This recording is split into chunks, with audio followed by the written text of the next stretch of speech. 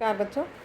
आज के इस लेक्चर में हम शीत युद्ध और उसके जो इफ़ेक्ट्स अंतर्राष्ट्रीय राजनीति पर उसे करेंगे। शीत युद्ध का अभी आपको जो पूरा सिनेरियो है, जो मैंने 5-6 स्टेजेस कराए हैं, वो आपको क्लियर हो गए होंगे। और अब एक ये जो जनरल ओवरव्यू है कि शीत युद्ध का अंतर्राष्ट्रीय राजनीति पर क्या प्रभाव रहा। तो शीत युद्ध को अगर हम इंटरनेशनल पर्सपेक्टिव में देखें तो ये एक बहुत बड़ी अंतर्राष्ट्रीय ऐतिहासिक घटना थी। और अंतर्राष्ट्रीय राजनीति शीत युद्ध के बिना अधूरी है। शीत युद्ध इंटरनेशनल पॉलिटिक्स के बहुत सारे कंसेप्ट्स को क्लियर करता है, बहुत सारे सिनेरियो को क्लियर करता है। और सेकेंड वर्ल्ड वॉर के बाद इतने सारे चेंजेस आए थे कि अगर हम कोल्ड वॉर को पढ़ लेते तो हमें पूरा एक इंटरनेशनल पर्सपेक्टिव समझ में आ जाता है कि एक्चुअली अंतर्राष्ट्रीय राजनीति, अंतर्राष्ट्रीय नीतियाँ, युद्ध क्यों होते हैं, युद्ध किस तरीके से होते हैं, या इंटरनेशनल बॉडीज़ कैसे फंक्शन करती हैं, अंतर्राष्ट्रीय परिप्रेक्ष्य के क्या क्या उपकरण हैं, इसके क्या क्या साधन हैं, ये सारी चीज़ें हमें क्लियर हो जाती हैं। तो अंतर्राष्ट्रीय राजनीति के शीत युद्ध पर भी बहुत दूरगामी, बहुत बड़े बड़े इम्पैक्ट रहे हैं। और ये इम्पैक्ट सालों तक अंतर्राष्ट्रीय राजनीति में देखा गया, आज भी देखा जाता है। बहुत सारे प्रभाव, बहुत सारे इम्पैक्ट्स उसके आज भी नहीं ख़त्म हुए हैं। और आज भी हम उस दर्शन में उसकी झलक देखते हैं। International philosophy, international policies, international law, इन सब को पढ़ते हैं तब ये बहुत सारी चीज़ें कोल्ड वॉर को याद दिलाती हैं। कोल्ड वॉर का सबसे पहला जो प्रभाव था वो सर्वविदित है, वो बहुत क्लियर है कि विश्व दो गुटों में विभाजित हो गया था। बाइपोलैरिटी ऑफ द वर्ल्ड आ गया था। बाइपोलैरिटी मतलब जहाँ बहुत सारी कंट्रीज़ पावर थी, इंटरनेशनल पावर थी पहले सेकेंड वर्ल्ड वॉर के टाइम में, फर्स्ट वर्ल्ड वॉर के टाइम में, उनका सबका पावर क्षीण हो गया था और सिर्फ दो ही पावरफुल कंट्रीज़ आई थी, एक सोवियत यूनियन, एक अमेरिका। और सोवियत यूनियन और अमेरिका क्योंकि कम्प्लीटली ड्रास्टिकली ऑपोजिट आइडियोलॉजीज़ को लेकर चल रही थी, तो वर्ल्ड पूरी दुनिया दो पार्ट्स में डिवाइड हो गई थी, द्विध्रुवीय विश्व हो गया था। और जितनी भी कंट्रीज़ थी उनके पास चॉइस नहीं थी। They had either to go to the side of Soviet Union और टू अमेरिका। उनके पास अलग रहने की कोई चॉइस नहीं थी। उन्हें या तो उनका साथ देना था या उनका विरोधी होना था। तो ये जो पर्सपेक्टिव निकल कर आया था कि विश्व दो क्लियर कट पार्ट्स में डिवाइड हो चुका था। और ये बहुत अगर इसका आप मंथन करेंगे तो ये बहुत बड़ा परिप्रेक्ष्य है कि पूरा विश्व दो पार्ट्स में डिवाइडेड है। एक सोवियत संघ और उसके समर्थक देश, दूसरा अमेरिका और उसके समर्थक देश। और and countries are forced to be on either side. Second जो उसका पॉइंट है वो है अविश्वास और आतंक के दायरे का विस्तार। दोनों कंट्रीज़ एक दूसरे के विरुद्ध प्रचार प्रसार कर रही थी, एक दूसरे पर कोई विश्वास नहीं करती थी। उनके किसी भी अंतर्राष्ट्रीय एक्शन या इंटरनेशनल डिक्लेरेशन का या किसी भी तरह का कोई स्टेप अगर कोई एक कंट्री ले रहा है तो दूसरा कंट्री उसको सस्पिशियस नज़रों से ही देखता था। आतंक का दायरा भी बढ़ गया था। इंटरनेशनल पॉलिटिक्स वॉज वेपनाइज्ड, शस्त्रीकरण हो चुका था उसका। और सभी देश इस चीज़ से आतंकित थे कि कहीं कोई एक चिंगारी किसी और विश्व युद्ध को जन्म न दे दी। नेक्स्ट जो कारण था वो था आणविक युद्ध का भय। अब तक जो युद्ध लड़े गए थे वो आणविक युद्ध नहीं थे, लेकिन एटॉमिक जो वॉर होता है या अगर होता तो वो बहुत लार्ज स्केल डिस्ट्रक्शन लेकर आता। एटॉमिक पावर एक बहुत बड़ी पावर, इसलिए जिसके पास एटॉमिक पावर थी, जिस कंट्री के पास ये टेक्नोलॉजी थी, ये पावर थी, वो कंट्री दुनिया पर अपना वर्चस्व कायम कर चुकी थी। इसलिए हमेशा एक एटॉमिक वॉर, एटॉमिक स्ट्रगल का डर बना रहता था विश्व स्तर पर। इसी के संदर्भ में नेक्स्ट पॉइंट अगर हम कहें तो सैनिक संधियों का बाहुल्य हो गया था, मिलिट्री पैक्ट्स होने लगे थे।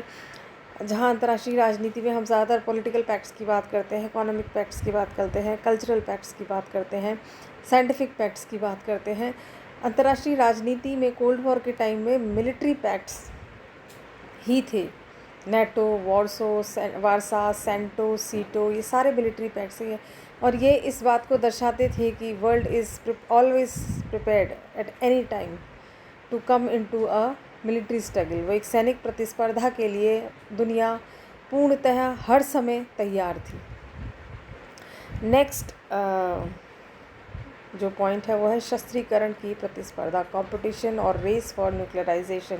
सभी कंट्रीज़ को ये सर्वविदित था कि जिसके पास एटॉमिक पावर है, जिसके पास शस्त्र हैं, जिसके पास जो वेपनाइज्ड कंट्री है, वही सरवाइव कर सकता है अंतर्राष्ट्रीय राजनीति में।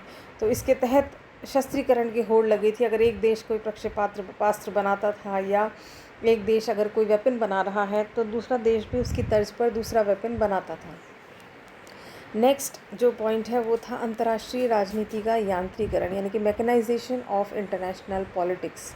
मैकेनाइजेशन का मतलब होता है कि आप भावनाओं से नहीं देख रहे हैं किसी भी चीज़ को, लॉजिक से आप किसी चीज़ को नहीं देख रहे हैं, तर्क की कसौटी पर आप किसी चीज़ को नहीं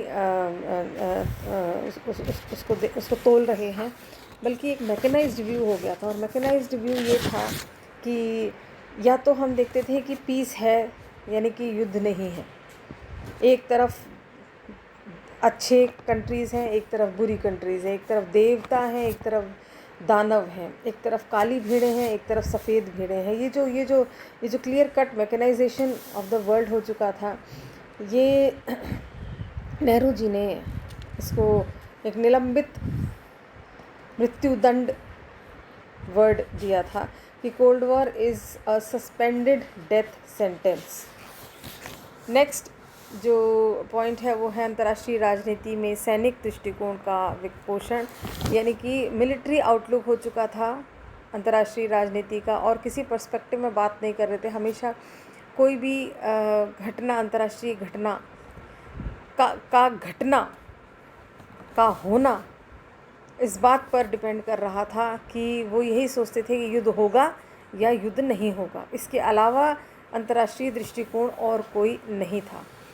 नेक्स्ट पॉइंट है संयुक्त राष्ट्र संघ का पंगु होना, यानी यूनाइटेड नेशंस ऑर्गेनाइजेशन जो इंटरनेशनल प्लेटफॉर्म है अंतर्राष्ट्रीय शांति के लिए, अंतर्राष्ट्रीय सुरक्षा के लिए, सद्भावना के लिए, डेवलपमेंट के लिए, वो उसके जो सारे काम थे या उसके जो सारे डिसीजंस थे या उसकी जो सारी पॉलिसीज़ थी वो बिल्कुल पैरालाइज्ड हो चुकी थी, वो बिल्कुल पंगु हो चुका था। वो आगे नहीं बढ़ पा रहा था किसी भी पर्सपेक्टिव को लेके, किसी भी डिसीजन को लेकर, क्योंकि ये दोनों कंट्रीज़ ने निरंतर विश्व को दो ही पार्ट्स में डिवाइड कर रखा था और अंतर्राष्ट्रीय राजनीति में कोई मध्यम मार्ग नहीं बचा था। नेक्स्ट पॉइंट है सुरक्षा परिषद का या उसको लकवा लग जाना।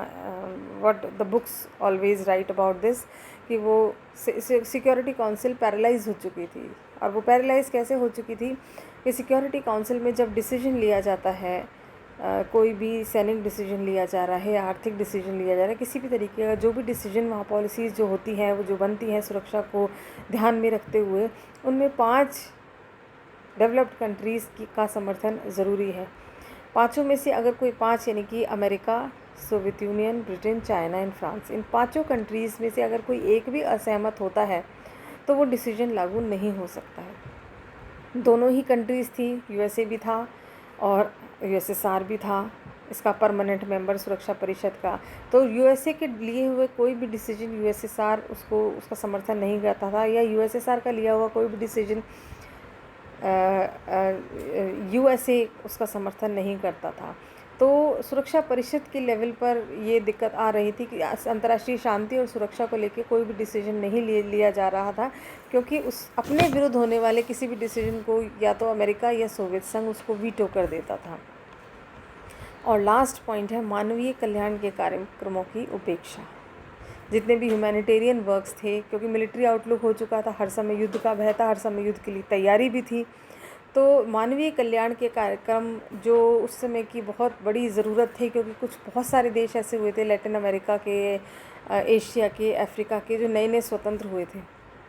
वहाँ पर पॉलिटिकल इंस्टेबिलिटी थी, इकोनॉमिक क्राइसिस भी था, वहाँ पर भुखमरी भी थी, बेरोज़गारी भी थी, और बहुत सारी ऐसी समस्याएं थी जिनसे वो सारी कंट्रीज़ जूझ रही थी। और यूनाइटेड नेशंस उनका किसी भी तरीके का कोई डिसीजन नहीं ले पा रहा था, कोई पॉलिसी निर्धारित नहीं कर पा रहा था, किसी तरीके की कोई हेल्प नहीं कर पा रहा था, और पूरा जो इंटरनेशनल पर्सपेक्टिव था वो आतंकित हो चुका था।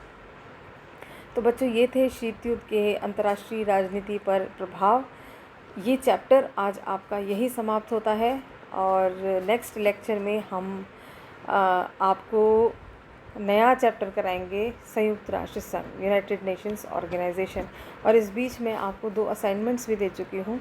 वो 2 असाइनमेंट्स आपके लिए इम्पॉर्टेंट है, क्योंकि ऑब्जेक्टिव टाइप जो पेपर होता है वो पेपर आपके सिलेबस, आपके जो एनुअल एग्ज़ाम है उसमें आता है, और बहुत हेल्पफुल रहेगा अगर आप ऑब्जेक्टिव की तैयारी भी बहुत अच्छे से कर लेंगे। ऑब्जेक्टिव यानी कि not exactly multiple choice question, बल्कि ये डिटेल्ड स्टडी हो जाती है एक तरीके से। आपके जो फर्स्ट जो पार्ट ऑफ द पेपर है जिसमें आपको 20 शब्दों में लिखना होता है, उसकी तैयारी आपकी बहुत अच्छी हो जाती है। धन्यवाद।